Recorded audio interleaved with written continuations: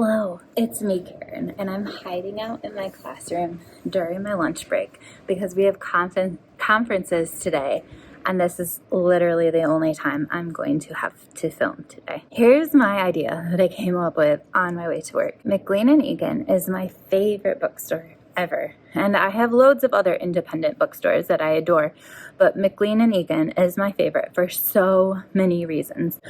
Number one, just the atmosphere is super cool. Like the town they are in, Petoskey, Michigan, is one of my favorite towns, probably my favorite town in the entire state of Michigan. It just has the best summer vibe, and it's just so relaxing and peaceful, and I feel like I'm home when I visit there. It's like the vacation destination that I will always return to. McLean and Eakin makes you feel like you're at home just when you enter there as well, because everybody is just so friendly. You can get recommendations for books that you haven't heard of before, but that the booksellers are super into. And there's just like this connection that you have with the people that are there. It's not just a bookstore where you're gonna go in, grab a book, check out without ever talking to anybody.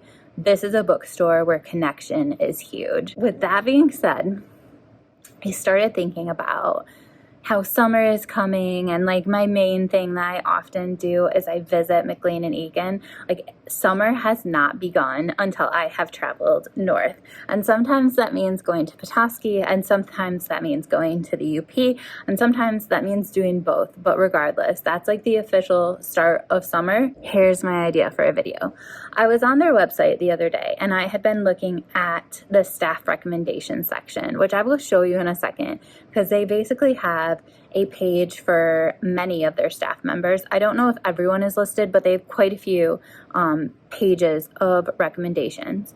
And so what I thought I would do, since it's March and Matt start with the same letter, I thought that I would start by basically going on Matt's staff recommendations page. He's the owner, him and his wife, and basically stalking his reads and seeing if his reading tastes align with mine. Like basically, when I go to the store, who should I ask for recommendations, or who should I stalk online for their recommendations? Like, I don't know. So I'm basically going to see which staff member I feel like I connect with most as far as recommendations.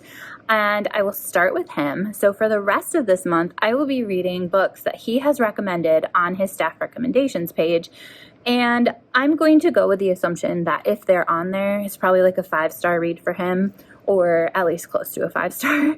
So I want to see, okay, if he rated it a 5-star, what would I rate it, and how close are we as far as our tastes? And then in April, I'll move on to somebody else, May, somebody else, etc., etc. Basically, I want to see who should I pay attention to when I go to my favorite bookstore, or when I stalk them online and order online from them. So that is the current plan. Okay, so let's see what Matt recommends. So this is the bookstore's website, McLean and Eakin, and I just clicked on staff favorites.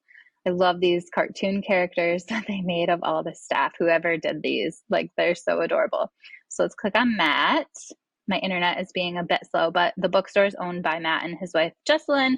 It's a beautiful story. They met in the bookstore, etc., etc. Now they're married and have a kid and a dog, and it's lovely. Okay, so grand bike packing journeys. I think this sounds super interesting because I love backpacking. So bike packing sounds extra incredible. You could go like so much farther. Anyway, this is the book that I saw that I was like, holy crap. Like basically just last weekend, I was thinking how jealous I was of all the kids who get to go to forest school. Like I would love that, but obviously I'm a grown person living my life, have to work, etc., etc. I can't just up and go to grown-up forest school. So what I can control is spending more time outside, reading more science books, learning about nature on my own. And there is literally a book called Forest School for Grown-ups. That is amazing, and I definitely want to read that. Invisible Things. I also thought that this book sounded good, just about like how we can make sense of the times we're living in, but obviously it's like a novel, I'm pretty sure. Liberation Day by George Saunders. I have not gotten to this one yet, but I really love George Saunders. Like as a author, he is incredible, but as a human being, he's just like the most lovely person ever. He was basically, I went to one of his events, and because for an author event, I am always there first. Like I always make the line. In this case, I was literally a point because nobody else had joined my line that I was creating. And so he thought I was his escort sort of person that he was supposed to meet there. Totally was not. But we talked about Chicago for a while and his kids and all that sort of stuff. Okay, tomorrow, and tomorrow. I own this. I have not read it. I heard it's about video games and relationships and all sorts of stuff. So I'm excited to read this one. This is cool that I own it and he recommended it. And I've been playing way too much Cozy Grove lately, so that works out. The Kingdoms of Savannah. I think this sounds interesting. He mentions the Garden of Good and Evil, and I have always wanted to read that, but I have not. And I also want to visit Savannah, but haven't had a chance to. I heard all of Blake Crouch's books were good, but have not read Upgrade. The Ministry for the Future, I actually bought last summer. I will link a little vlog that I did when I visited McLean and Eakin last time. It was right after my backpacking trip when I stayed in a haunted hotel, and I picked up The Ministry for the Future based on his recommendation, actually, but I did not get a chance to get to it yet. So that one is also on my shelves. Hell of a book. Like all these sound so good. How High We Go in the Dark. I've heard of that one. I've seen the cover, but I don't really know too much about it. Looks like he has a few books on cooking. This one looks interesting. How architecture, aliens, etc. Razorblade Tears is also one that is already on my shelf, but I haven't gotten to yet. So I think I will add that to my list. Once There Were Wolves. Oh, I love this book so much. So it's cool that he also loved it enough to put it on his staff picks. Ooh, this sounds interesting about like materials and how maybe they change civilization and stuff. The Hitchhiker's Guide to the Galaxy I have read, and I thought it was funny, but I'm not like a super fan.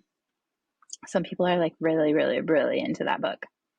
Okay, Parable of the Sower, I have not read, but I own it, so another perk.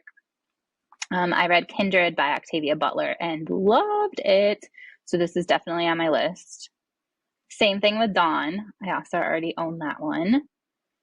All right, what else is on here? Oh, the best things to scream into. This sounds so crazy. I love like nonfiction that's just about the most random things that I didn't think I cared about, but I actually do. So he says, I don't know about you, but 2020 has exhausted my lengthy list of things to scream into. It has been a year that has challenged us in so many ways. And as we exit the holiday season and begin to enter 2021, I'm in desperate need of venting, but where and towards what? Basically, this dude is a world-renowned expert in the art and practice of therapeutic screaming. Like, this sounds so interesting. I actually, in high school, had an AP Psych teacher who would have us do a primal scream before every single like test we took. It was so lovely. It was such a like cathartic release, but also brought so much joy. So yeah, like a lot of these books I'm interested in getting to later, maybe not in this project, but definitely later. Dang, he has so many good ones I'm super, super interested in. Okay, what else? Last astronaut, Talking to Strangers. Ooh, Secret Rooms. That sounds kind of cool. I love Iggy Peck. Okay, The Women of the Copper Country. This is a book set in the UP. I'm a huge fan of the UP. I'm a huge fan of like history, and basically Mary Doria Russell writes amazing things. Anyway, I've only read 2 books of her, The Sparrow and this one, but yeah, this is a really good book. So I definitely agree with him that like this would also probably be on my list if I was making a list. Okay. Oh, Moon of the Crusted Snow. This book is so good. It's so terrifying. Like, I think after the pandemic, for me, I can't tell when he read this, if he read it before or after the pandemic started anyway, but it just felt so real and absolutely terrifying. And nothing about it is really like about a pandemic or anything, but it's just like the situation that they find themselves in. Um, sounds like it could be real. I did a review on it, so maybe I'll try and link it below. The transition, I think I had that as an arc, but I don't know if I ever actually got to it or not.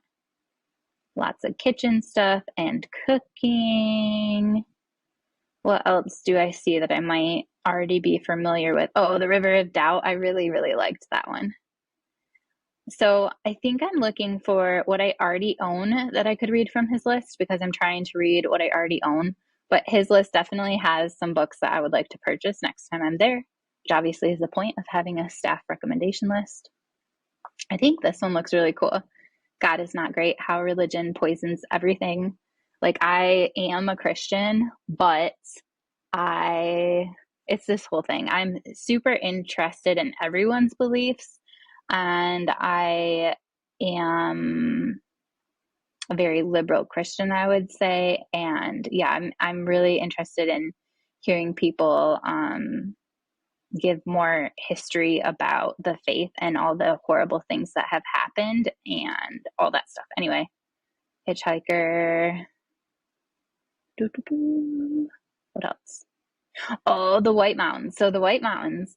I read this as a kid. I loved it so much. I don't remember hardly anything about it. So I really do want to do a reread of that. And I think it's on my shelves at home. Okay, cool. So now I know what he has recommended. And now I can kind of figure out what from this list I would like to read from what I already own, and also maybe what I might be interested in buying in the future. Okay, so quick recap. The books that Matt recommended and that I already own are The White Mountains, Dawn, Parable of the Sower, Razorblade Tears, The Ministry for the Future, and Tomorrow, and Tomorrow, and Tomorrow. So I'm going to start with those, see how much I can get through the rest of the month. The Ministry for the Future is giant. But yeah, I will do a vlog where you can see me reading some of these books, reacting to them, and seeing if what I think about them aligns with what Matt thought about them. It's basically going to be amazing. So I will talk to you guys later.